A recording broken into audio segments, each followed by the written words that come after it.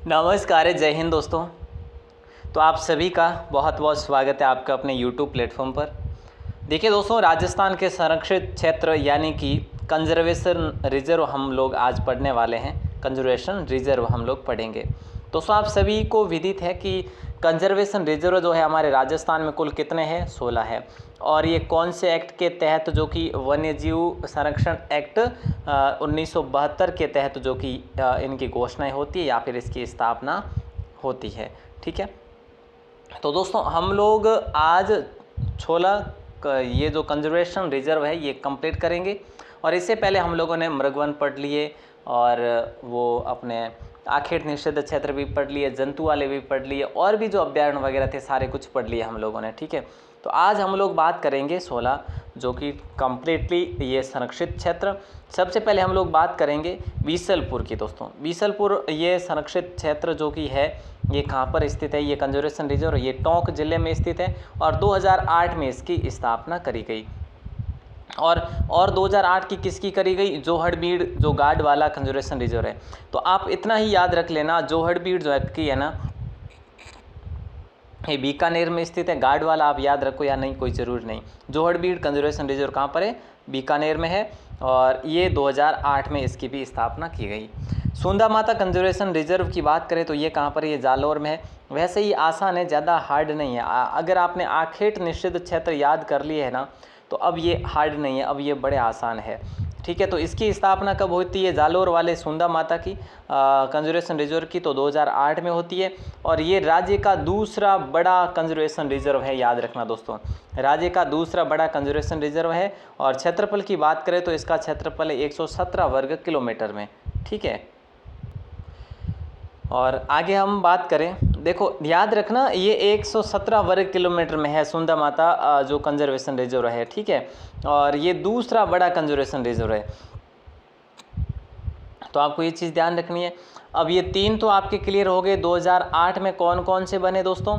एक तो बना सबसे पहले बीसलपुर, ठीक है, उसके बना अपना जोहड़बीड़ उसके बाद में, और उसके बाद में हमारा बनता है सुंदा माता। ये तीन जो कि आपको कंटिन्यूसली याद रखने हैं 2008 में बने। 2011 में कौन सा बना? जोधपुर का बना है ये गुडा विश्नोई कंजर्वेशन रिजर्व।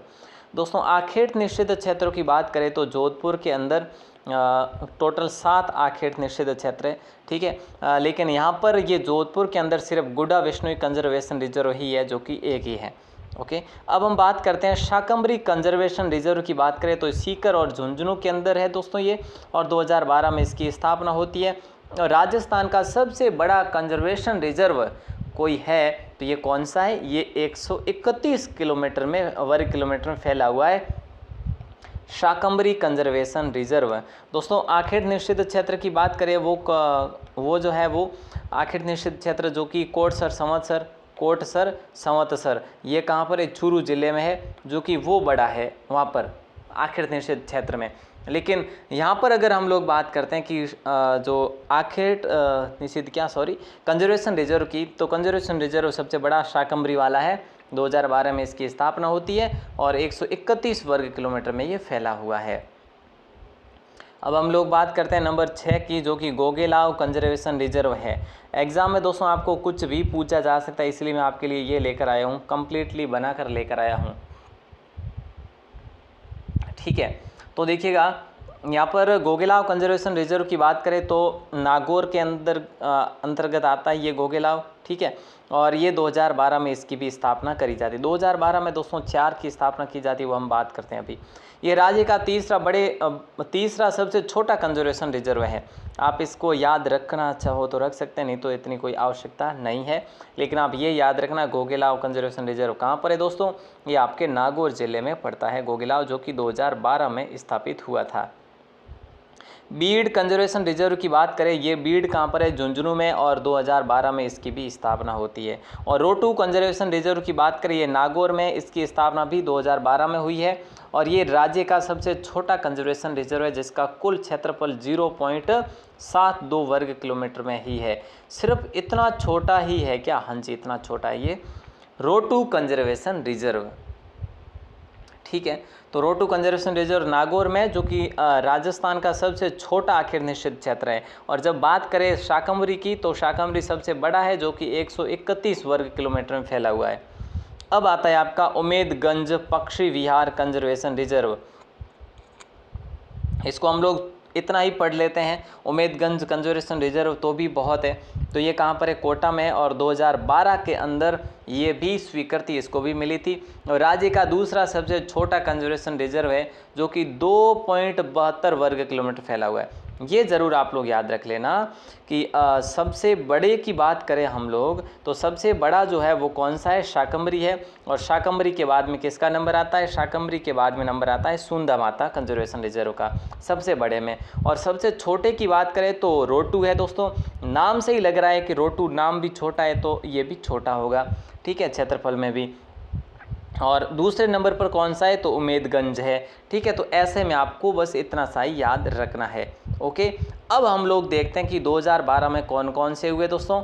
2012 की लिस्ट हम लोग देखें तो एक तो शाकंभरी 2012 में होता है, ज़्यादा हार्ड नहीं है, बहुत इजी है, इसको आप वर्ष के हिसाब से लेकर याद कर सकते हैं। 2012 में गोगेला हुआ, 2012 में बीड़ हुआ, 2012 में रोटू भी हुआ, और 2012 के अंदर कोटा का उमेदगंज भी हुआ।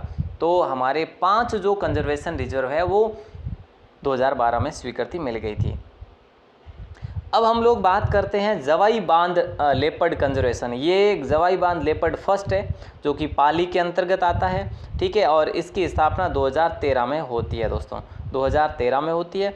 और खेतड़ी बांसियाल कंजर्वेशन रिजर्व, जो कि कहाँ पर है? ये भी झुंझुनू में है, 2017 में इसकी स्थापना होती है। खेतड़ी बांसियाल कंजर्वेशन रिजर्व, जो कि 2017 में।